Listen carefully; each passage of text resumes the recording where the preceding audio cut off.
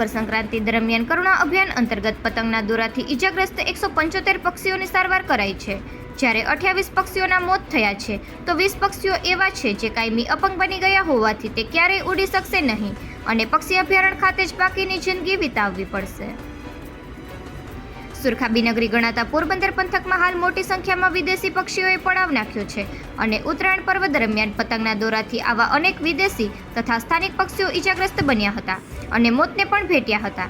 ત્યારે આવા પક્ષીઓની સારવાર માટે વન વિભાગ દ્વારા તારીખ 10 જાન્યુઆરીથી કરુણા અભિયાન શરૂ કરાયું હતું. વિવિધ સંસ્થાઓના સેવાભાવી સભ્યો અને ફોરેસ્ટ ટીમે તહેવારની ઉજવણીના બદલે પક્ષીઓનો જીવ બચાવવાની સતત કામગીરી કરી હતી અને તેના માટે પક્ષી અભયારણ્ય ખાતે વન વિભાગ દ્વારા ખાસ પ્રકારનું ઓપરેશન થિયેટર બનાવવામાં આવ્યું હતું, જેમાં ઈજાગ્રસ્ત પક્ષીઓની સારવાર માટે જરૂરી ઇન્જેક્શન, દવા, બાટલાનો સ્ટોક તથા ઓપરેશન માટેના સાધનો રાખવામાં આવ્યા હતા અને નિષ્ણાત તબીબોની ટીમ દ્વારા પક્ષીઓની સારવાર કરવામાં આવી હતી. જે અભિયાન તારીખ 20ના પૂર્ણ થયું છે. 10 દિવસ સુધીમાં કુલ 175 પક્ષીઓને ઈજા થઈ હતી, જ્યારે 28 પક્ષીઓના મોત થયા હતા.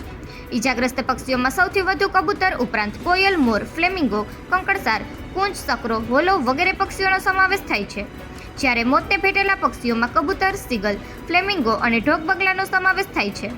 ઈજાગ્રસ્ત પક્ષીઓમાં 104 જેટલા કબૂતર, 8 ફ્લેમિંગો ઉપરાંત ગિરનારી કાગડો, ચામાચીડિયું, બગલો સહિત 20થી વધુ પક્ષીઓ એવા પણ છે જે સારવાર કરવા છતાં ક્યારેય ઉડી શકશે નહીં અને કાયમી અપંગ બની પરવશ જીવન ગાળવું પડશે અને પોતાના સાથીદાર અન્ય પક્ષીઓની જેમ ખુલ્લા આકાશમાં ક્યારેય વિહરી શકશે નહીં.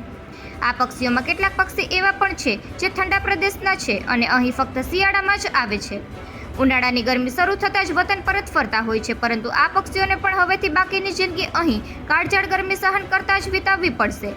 આમ લોકોના પતંગની મજા કેટલાક પક્ષીઓ માટે આજીવન કેદની સજા બની ગઈ છે. નિપુલ પોપટ, પોરબંદર.